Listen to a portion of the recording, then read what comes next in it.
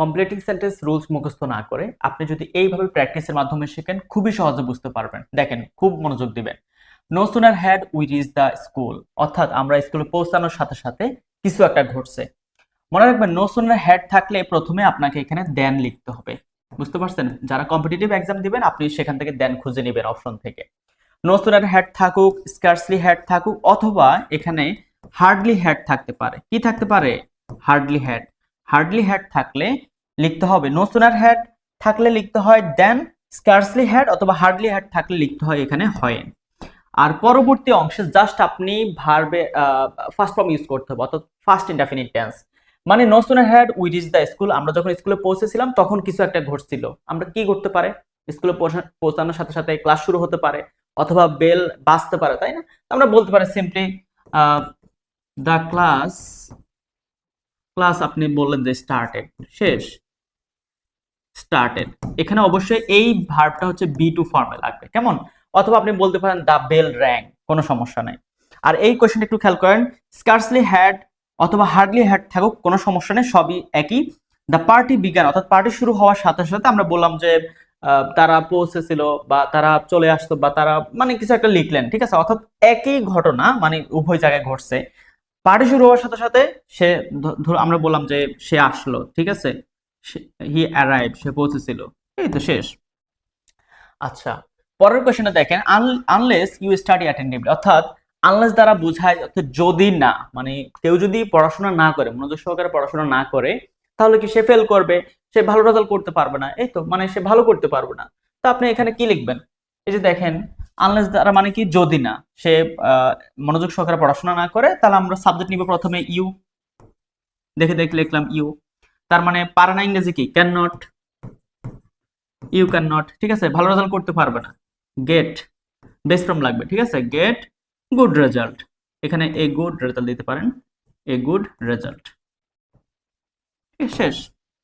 তার মানে আনলেস মানে হচ্ছে যদি না, ঠিক আছে? মনে রাখবেন এই পাশে হচ্ছে এটার সাথে মিল রেখে আমরা একটা সেন্টেন্স গঠন করব। আর স্কার্সলি হার্ডের কথা তো বললাম। পরবর্তী কোশ্চেনটা আরো বেশি গুরুত্বপূর্ণ, বলতেছে ইফ দ্বারা ক্লজ একটা। If I had known his mobile number, মানে হচ্ছে আমি যদি তার মোবাইল নাম্বারটা জানতাম।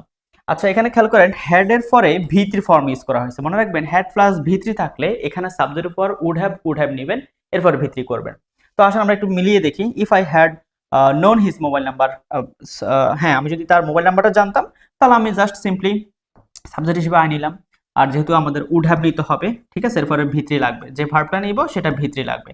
আই উড হ্যাভ, আমরা কি করতাম তাকে? আমি বললাম যে ইনফর্মড হিম, ঠিক আছে? ইনফর্ম থেকে কি হয়ে যাবে? ইনফর্মড হয়ে যাবে। ভি3 ফর্ম লাগবে, ঠিক আছে? MED, informed. আচ্ছা, একটু লিখে দিই। হ্যাঁ, আই উড হ্যাভ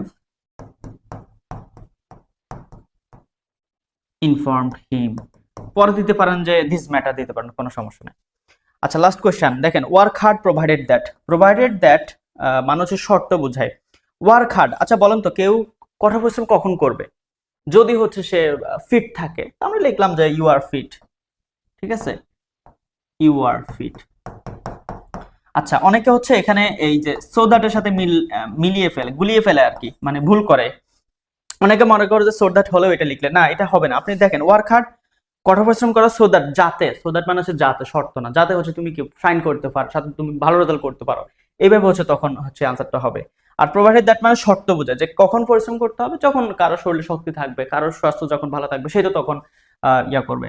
আচ্ছা, এখানে এই যে ইফ যুক্ত যে ক্লজটা সেটা একটু খেয়াল করেন। হ্যাড প্লাস ভি3 থাকলে আপনি উড হ্যাভ প্লাস ভি3 নেবেন। যদি এখানে শুধু ফার্স্ট ইনডেফিনিট টেন্স থাকে তাহলে এখানে শুধু উড আসবে, অথবা এখানে কুড লিখবেন। তখন কি লিখবেন? উড অথবা কুড, এরপরে ভার্ব বেস ফর্ম দিয়ে শেষ করবেন। আর যদি এখানে প্রেজেন্ট টেন্স থাকে তখন হচ্ছে এখানে ফিউচার টেন্স নেবেন। শেষ। বাকি পরীক্ষা এভাবেই আসে। তো আজকে হচ্ছে ডে 1, যেখানে আমি বোঝানোর চেষ্টা করছি একটু শর্টকাট ওয়েতে। আপনি যদি খেয়াল করে দেখেন আশা করি বুঝতে পারবেন, ঠিক আছে? তার মানে no sooner had, scarcely had, hardly had থাকলে এখানে নো সুনার হ্যাড এর ক্ষেত্রে এখানে দেন লিখতে হয়, কেমন? আর স্কার্সলি হ্যাড অথবা হার্ডলি হ্যাড থাকলে এখানে হয়েন লিখতে হয়, আর বাকি হচ্ছে ফার্স্ট ইনডেফিনিট টেন্স। আনলেস মানুষের যদি না, তো সেই ক্ষেত্রে হচ্ছে আমরা ক্যানট দিয়ে করতে পারি বাক্যটা। আর এখানে ইফ হ্যাড প্লাস ভি3 থাকলে উড হ্যাভ প্লাস ভি3 নিতে হয়। আর ওয়ার্ক হার্ড প্রোভাইডেড দ্যাট আমরা জাস্ট সিম্পলি হচ্ছে উত্তর সাথে মিলিয়ে আমরা একটা বাক্য গঠন করে দিব। আর যারা কম্পিটিটিভ এক্সাম দিবেন আপনাদের তো অপশন থাকবে, সেই ক্ষেত্রে হচ্ছে আপনারা ওই যে স্ট্রাকচার অনুযায়ী একটু দেখে নেবেন যে কোনটা হচ্ছে সঠিকভাবে দেওয়া আছে, কোনটা ফার্স্টে দেওয়া আছে, কোনটা এখানে ওটা প্লাস ভিত্তি আছে কিনা এগুলো দেখবেন আর কি, জাস্ট এতটুকু। এখন আমি যদি আপনাকে সোজা সোজা রুলস মুখস্থ করে দেখাতাম তাহলে সেক্ষেত্রে আপনি পারতেন না। তো আমি যখন এক্সাম্পলের মাধ্যমে দেখাচ্ছি জাস্ট এগুলোকে একটু একটু চেঞ্জ হবে।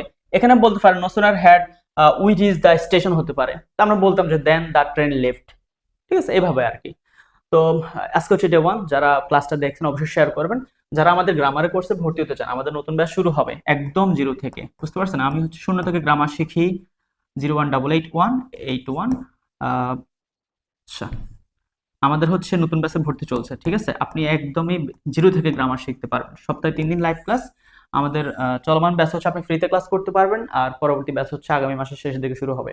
যারা আগামী মাসের ব্যাচের জন্য ভর্তি হতে চান, একদম ডিসেম্বর পর্যন্ত চলবে ক্লাস, তারা হচ্ছে বর্তমান ব্যাচে ফ্রিতে ক্লাস করতে পারবেন। আপনি জাস্ট এই নাম্বারে যোগাযোগ করবেন, 01881817383, বাস এতটুকু। আর রেকর্ডিং কোর্সও নিতে পারেন, কোনো সমস্যা নাই। আর এই ধরনের ক্লাস হচ্ছে খুবই গুরুত্বপূর্ণ, কারণ দেখেন এই রুলগুলাই বিভিন্ন পরীক্ষায় আসে। জাস্ট ক্লাসটা শেয়ার করবেন, সেভ রাখবেন এবং নোট ডাউন করবেন। সবাই ভালো থাকবেন। আসসালামু আলাইকুম।